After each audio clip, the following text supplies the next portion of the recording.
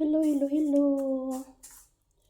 Gawa tayo ng ibos.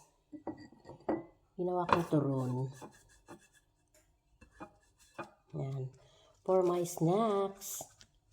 Diba? Kung nagsawa kayo sa ibos, gawin nyo lang turon. Very simple. Yun lang. Kahit hindi mo na siya i-close. Diba? Para maiba naman.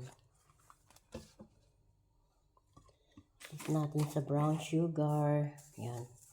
Yung ginawa ko, guys. Simple but yummy. Diba? Yan. May snacks na ako.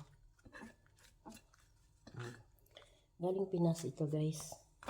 Marami ito. Kaso lang, ito, tinabi ko to kasi gusto ko maiba naman. Gawa ko rin siyang turon ba. Kasi dito wala kami mabili niyan. Kaya, mas ibang bansa. Ang ibos sa Pinas lang to. Wala kasing ano dito ng niyog. Dahon ng saging mayroon, pero dahon ng niyog parang wala dito sa UAE. Ayan, o diba? Mamaya iprito ko yan. Diba? Ayan, may isa pa akong natira. Ganito yan, guys. O yan. Ayan.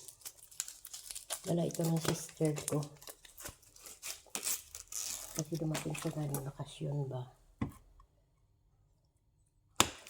Sabi ko, bili mo ako ng ibos. Ugawa mo kayo ng ibos. Kahit konti lang, di ba? Nirip ko lang siya para syempre